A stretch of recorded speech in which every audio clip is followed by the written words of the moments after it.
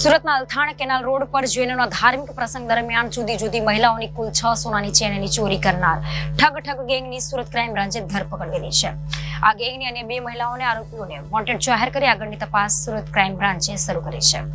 Surat crime બ્રાન્ચની પ્રાથમિક તપાસમાં ગેંગની પોલીસ પર હુમલો કરી પોતાની ગેંગના સભ્યોને છોડાવી જવાની ટેવ ધરાવે છે. જે ગેંગ ભારતના વિવિધ રાજ્યોમાં જૈન લોકોના લગ્ન પ્રસંગ કે ધાર્મિક પ્રસંગો હોય તેમાં જૈન લોકો જેવા કપડાં પહેરી પોતાના ગુનાને અંજામ આપે છે. સતત 3 દિવસ સુધી સુરત ક્રાઇમ બ્રાન્ચ અને અલથાણ પોલીસ દ્વારા દિલ્હી ખાતે ઓપરેશન હાથ ધરી સિફતપૂર્વક આ ગેંગની મહિલા આરોપીને ઝડપી પાડવામાં સફળતા મળી છે. સુરતના અલથાણ પોલીસ મથકની હદમાં આવેલા કેપિટલ ગ્રીનની બાજુમાં શ્વેતાંબર મૂર્તિ પૂજક તફાગચ હોલમાં આવેલ છે. જે હોલમાં 23મી નવેમ્બરના રોજ ધાર્મિક પ્રસંગનું આયોજન કરવામાં આવ્યું હતું. આ પ્રસંગની અંદર જૈન સમાજના લોકો મોટી સંખ્યામાં ઉપસ્થિત રહ્યા હતા. કાર્યક્રમમાં ઉપસ્થિત રહેલા જૈન સમાજની 6 જેટલી મહિલાઓના ગળામાંથી સોનાની ચેન ચોરી થઈ હતી.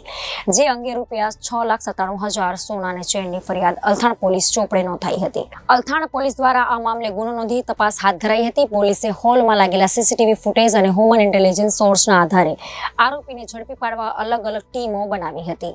દરમિયાન ગુનાની ગંભીરતાને ધ્યાનમાં લઈ સુરત ક્રાઇમ બ્રાન્ચની ટીમ પણ તપાસમાં જોડાઈ હતી. જ્યાં ક્રાઇમ બ્રાન્ચની ટીમને માહિતી મળી હતી કે ચોરીની ઘટનાને અંજામ આપનારે અન્ય કોઈ નહીં પરંતુ ભારતના વિવિધ રાજ્યોમાં જૈન લોકોના લગ્ન પ્રસંગ અથવા ધાર્મિક પ્રસંગ દરમિયાન મહિલાઓને ટાર્ગેટ કરતી ઠગ ગેંગ છે.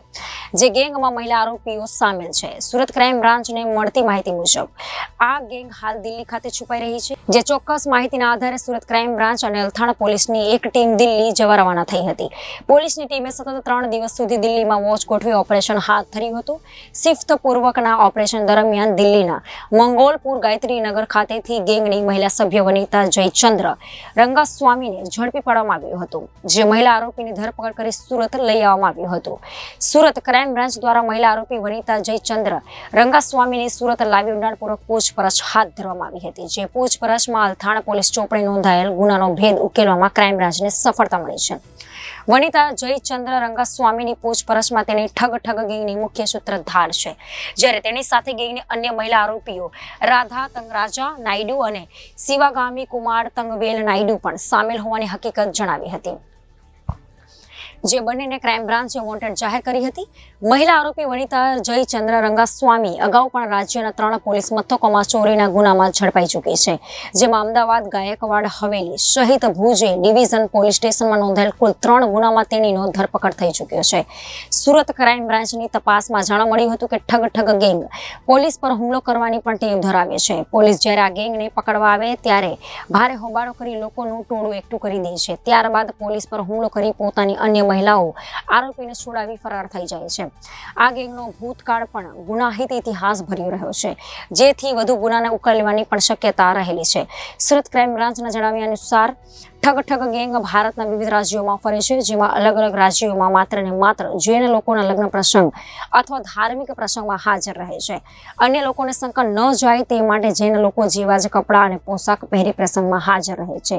જે પ્રસંગમાં હાજર રહી જુદી મહિલાઓને ટાર્ગેટ કરી ચૂકવતા સોનાના ચેનની ચોરી કરી ફરાર થઈ જાય છે. આમ ઠગ ગેમ રાજ્યના જુદા શહેરોમાં પોતાના ગુનાને અંજામ આપતી રહે છે. તારીખ 23/11/2023 રોજ વરથાણા વેસુ ખાતે શ્વેતાંબર મૂર્તિપૂજક હોલ આવેલો છે જૈન સમાજનો, કેપિટલ ગ્રીનની બાજુમાં.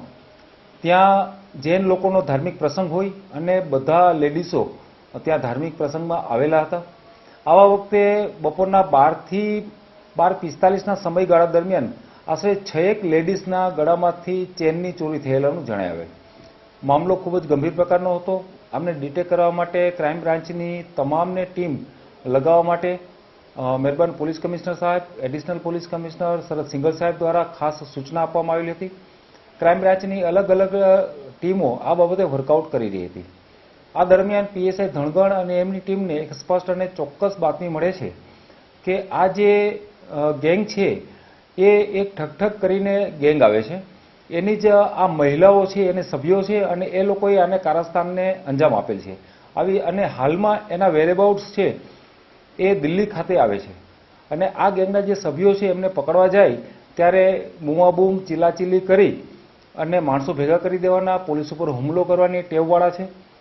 તાત્કાલિક ક્રાઇમ બ્રાન્ચની એક ટીમ, અલથાણ પોલીસની એક ટીમ તથા દિલ્હી પોલીસ જે એસટીએફ છે એનું પણ મદદ લઈ અને આમના ઘરે જ આ બાઈ હાજર મળી આવેલ.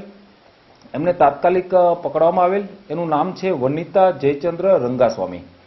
આ જે લેડીઝ છે એની સાથે અન્ય 2 લેડીઝો એ સુરત આવે છે અને ખાસ કરીને જૈન સમાજના જે હોલ હોય છે ત્યાં જે ધાર્મિક પ્રસંગ હોય છે એ રીતના જ એના કપડાં પહેરી અને એ પોતે પણ આ ધાર્મિક પ્રસંગમાં સામેલ થઈ છે એવી રીતે એ સામેલ થઈ જાય છે અને શિફ્ટપૂર્વક જે લેડીઝો હાજર હોય છે એના ગળાની ચેન ચોરી અને પલાયન થઈ જાય છે.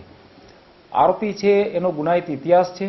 એ ભુજની અંદર 2 વાર પકડાઈ ચૂકેલ છે, અમદાવાદની અંદર આ પકડાઈ ચૂકેલ છે, તેમજ ભારતની અંદર ઘણા બધા શહેરોની અંદર આવા અને કારસ્તાન કરેલા હોવાનું ધ્યાન ઉપર આવેલ છે. હાલમાં આમને અટક કરી લેવામાં આવેલ છે.